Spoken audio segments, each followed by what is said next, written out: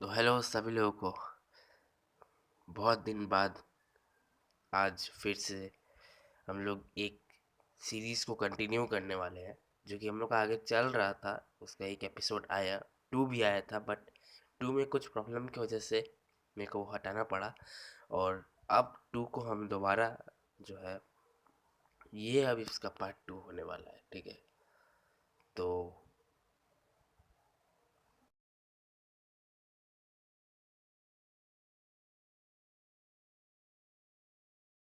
Last video में बताए थे कि कैसे करके जो है, कैसे करके ब्रिटिश पावर राइज करता है बंगाल में। और अब पार्ट टू में हम लोग ये जानने वाले हैं, जिसका नाम है पपेट रूलर। और अब हम लोग पार्ट टू में ये जानने वाले हैं कि आगे क्या हो। लास्ट टाइम पे नवाब वगैरह हुआ, ये हम बोल के एंड किए थे वीडियो कि नवाब वगैरह हुआ करते थे। वो नवाब अपना मतलब वो नवाब अपना अ, जो है वो पूरा बंगाल को कंट्रोल करते थे। तो कुछ भी करने से पहले उनसे आके परमिशन लेना पड़ता था हर एक चीज़ के लिए। इसीलिए परमिशन लिया गया उनसे। सबसे पहले ब्रिटिश चले गए फारूक सैयर के पास, जो कि अ, उस समय के मुगल एम्पेरर थे और ब्रिटिश नवाब भी बोल सकते हैं आप, मैंने ब्रिटिश नवाब सॉरी, बंगाल नवाब फारूक सैयर उनको एक इशू मतलब उनको एक फरमान इशू ग्रांट करके देते हैं ईस्ट इंडिया कंपनी को, जिसमें लिखा था कि वो लोग को राइट, मतलब वो लोग को हर एक मतलब उन लोग को राइट मिल चुका है कि वो लोग कोई भी सामान को ड्यूटी फ्री ट्रेड कर सकते हैं। बंगाल में कोई भी सामान से ड्यूटी फ्री ट्रेड कर सकते हैं, फुल बंगाल में, बिहार और आगे तो बिहार और उड़ीसा बंगाल में ही था। तो इसीलिए इसका मतलब है कि this mean that the company could export and import goods from and to these provinces without paying any tax to the government।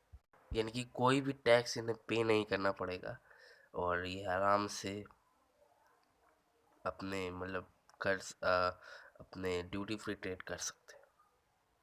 उसके बाद एक और नवाब आते हैं, अलीवर्दी खान, जो कि अच्छे ही खासे राज करते हैं, बट 1756 में वो डेथ कर जाते हैं। और उनका जो गद्दी था वो उनके ग्रैंडसन का हाथ में आ जाता है, जो थे सिराजुद्दौला।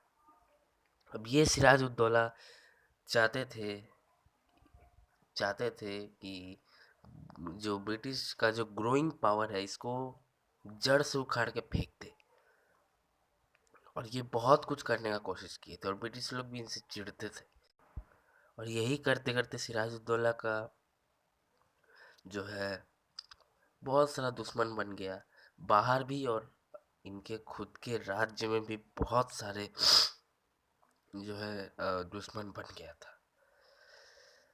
अब अब सिराजुद्दौला ऑर्डर कर दे ब्रिटिश को कि ज़्यादा कुछ नहीं, बस इन लोगों को टैक्स पे करना होगा, इंडियन मर्चेंट को, सारे इंडियन मर्चेंट को। तो ब्रिटिश उसको रिफ्यूज़ कर देते, यानी मानते ही नहीं है उसका बात को। और उसके बाद नवाब को आ जाता है गुस्सा, यानी कि सिराजुद्दौला को आ जाता है गुस्सा। और उसके बाद एक जगह पे, एक साइड पे ब्रिटिश एम्पायर ग्रो कर रहा था, तो दूसरा साइड पे फ्रेंच अपने मतलब स्टेबल कर चुके थे चंदन नगौर में, जो कि आज चंदन नगर भी आप बोल सकते हैं, जो कि कलकत्ता में ही है। उसके बाद सिराज उद्दौला लास्ट में मान ही गए कि चलो भाई रह ही लो, लेकिन उनका एक शर्त था कि ब्रिटिश लोग रहेंगे तो ज़रूर, लेकिन वो लोग ट्रेडर्स की तरह रहेंगे, ना कि इन लोगों के मास्टर्स की तरह। वो लोगों को सिर्फ ट्रेड से मतलब रखना होगा, ना कि अब राज्य से, ठीक है। तो उसके बाद सिराजुद्दौला बाद में ओपनली चैलेंज कर देते हैं। वैसे तो ये लोग ब्रिटिश रिफ्यूज़ कर देते हैं ये ऑर्डर को, और उसके बाद सिराजुद्दौला को बहुत ज़्यादा गुस्सा आ जाता है फिर से। तो सिराजुद्दौला इनको ओपनली चैलेंज कर देते हैं लड़ाई करने के लिए, ठीक है। और उसके बाद ब्रिटिश लोग भी मान जाते कि चलो भाई ये तो बहुत बड़ा गुनाह कर रहा है, इसको देना मतलब इसको लेसन सिखाना पड़ेगा। उसके बाद सिराज मार्च करते हैं कैलकाटा की लार्ज आर्मी लेके एंड फोर्ट विलियम को कैप्चर कर लेते हैं जून 1756 में। उसके बाद आता है एक दिन रॉबर्ट क्लाइव, जो कि हीरो था आर्कॉट का, और वो मद्रास में आता है अपने बहुत बड़े आर्मी के साथ और फिर से रिकॉन्कर्ड कर लेता है कैलकाटा को जनवरी 1757 में। और नवाब को बहुत बुरा लगा, तो नवाब को मजबूरन में ये बोलना पड़ा हाथ जोड़कर कि मतलब उनको रीस्टोर करने के लिए, कि ट्रेडर्स के प्रिविलेज को रीस्टोर करने के लिए, और possession in the East India company. ठीक है। अब सिराजुद्दौला को कुछ डिमांड दिया गया कंपनी, जो कि सिराजुद्दौला को करना ही पड़ेगा। उसके बाद सिरा वैसे वरना ब्रिटिश लोग नहीं मानेंगे। वैसे तो ब्रिटिश लोग का बहुत बड़ा ख्वाब था, ठीक है, लेकिन ब्रिटिश लोग का वैसे बहुत बड़ा ख्वाब था, मतलब बहुत बड़ा बड़ा इच्छा था, जो कि बहुत बड़ा बड़ा ऑर्डर दिए थे सिराजुद्दौला का वो लोग। उसके बाद ब्रिटिश लोग अंदरूनी में सोच कर कि किस तरीके से सिराजुद्दौला तो जा नहीं रहा है अपनी कुर्सी से, तो किस तरीके से सिराजुद्दौला को हटाया जाए, उखाड़ के फेंक दिया जाए। तो उसके बाद ये लोग अपने में प्लान बनाते हैं कि एक पपेट रूलर को लाया जाए, जो कि ब्रिटिश के ही अंडर काम करे, जो कि ब्रिटिश के हाथ के मतलब बोल सकते हैं गुड़िया हो, मतलब ब्रिटिश के ही इशारों पर नाचे और ब्रिटिश का ही खाली बात माने। उसको लाकर गद्दी पर बैठा देते हैं सिराजुद्दौला को हटाकर। यहीं पे होता है बैटल ऑफ प्लासी। ठीक है। अब चालू होता है बैटल ऑफ प्लासी, जिसमें कि सिराजुद्दौला के पास बहुत सारा सेना था, 50,000 जो है उसके पास मैन था टोटल। और बैटल ऑफ प्लासी को लड़ा गया 23 जून 1757 में।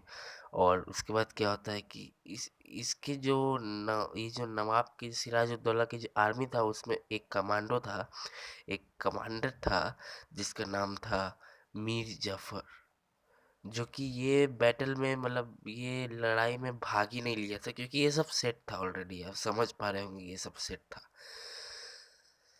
उसके बाद नवाब भाग गया लड़ाई करते करते, और फिर उसको पकड़ा गया और मार दिया गया। उसके बाद मीर जफर को लाकर प्रोक्लेम किया गया, यानी कि अनाउंस किया गया कि वही अब से नवाब ऑफ बंगाल बनेगा। तो हम लोगों के सामने कुछ रिजल्ट्स हैं बैटल ऑफ प्लासी के, जो कि हम बताना चाहेंगे। जैसे कि the East India Company was granted the undisputed right to free trade in Bengal, Bihar and Orissa, जो कि ये फारूक शेर की बहुत बड़ा गलती था, और ये रिजल्ट में भी है और गलती में भी है। नंबर 2 पॉइंट पे आता है the company was given the zamindari of the 24 Parganas. और यहाँ तक कि मीर जफर में एक्चुअली ब्रिटिश लोग ही मीर जफर को बनाए थे नवाब। तो मीर जफर 300 लाख रुपीस पूरे कंपनी और उसके ऑफिशियल्स को देता था। ठीक है। उसके बाद हम लोग आते हैं बैटल ऑफ बक्सर में। आखिर क्या हुआ बैटल ऑफ बक्सर में, हम लोग अभी जानने वाले हैं। तो मीर कासिम, जो कि बहुत कॉम्पिटेंट एंड एफिशिएंट रूलर था, और ये कसम खाया था कि ये अपने को और सभी लोगों को फॉरेन कंट्रोल से मुक्त कराएगा। उसके बाद ये बहुत जल्दी लड़ाई में बदल गया ये सोच। और उसके बाद अपने बात को रखने के लिए वो फाइनेंशियल पोजीशन ऑफ बंगाल को इम्प्रूव करने के लिए और and he raised a modern, disciplined, and well occupied army trained by the Europeans.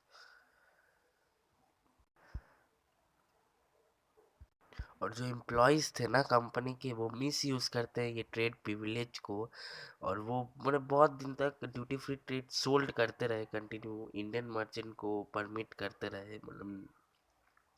और ये नवाब के लिए बहुत बड़ा खतरा का साबित हुआ, क्योंकि नवाब अब धीरे धीरे जो पैसा कम पड़ रहा था। अब इसको ख़त्म करने के लिए मीर कासिम अबॉलिश कर देते हैं हर एक ड्यूटी को इंटरनल ट्रेड में,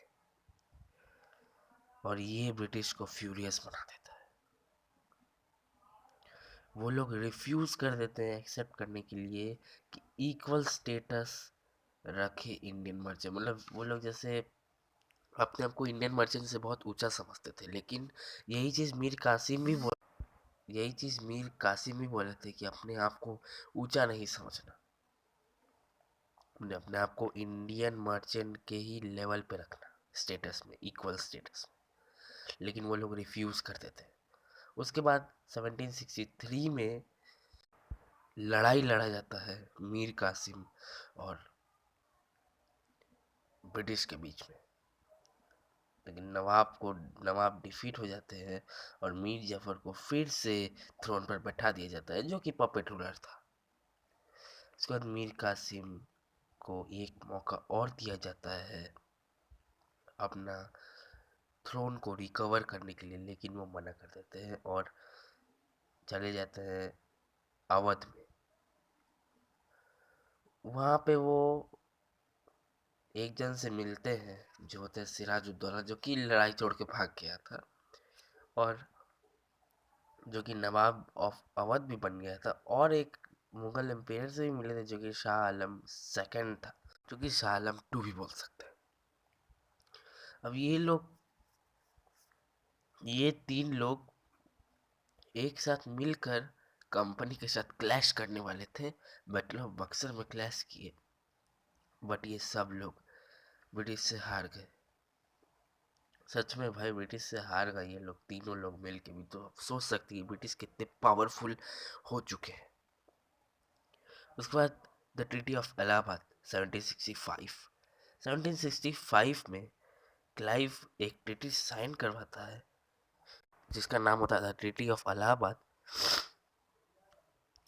जो कि शुजा उद्दौला यानी सिराज उद्दौला के भाई या कोई थे, वो शुजा उद्दौला और शाह आलम टू से साइन करवाता। और according to this terms of this treaty, Awadh Shuja Uddaula को रिटर्न कर दिया जाएगा, और कोरा और इलाहाबाद ये नवाब से ले लिया जाएगा। नवाब को हमेशा नवाब को हमेशा एक वॉर पे करना होगा, 50 लाख रुपीस को कंपनी को पे करना होगा, और नवाब को और the British agreed to defend the Nawab of Awadh against his enemy. The Nawab would have to pay for the cost of the British troops. Awadh became a buffer state between the British possession in Bengal and the Marathas. और यहाँ से puppet ruler जो puppet नवाब से है वो चलते गए, continue था। वो लोग के पास पावर तो मतलब वो लोग के पास एडमिनिस्ट्रेटिव पावर तो था, लेकिन कोई आर्मी नहीं था। उसके बाद मीर जाफर डेथ कर जाते हैं 1765 में, और उसके जो सन थे उसको नवाब बना दिया जाता है। वो भी क्लाइव के साथ ट्रीटी साइन करते हैं, और जिसमें कि लिखा था to disband most of his army. He also had to transfer the Nizamat power, general administration and criminal justice to the deputy Nawab appointed by the British.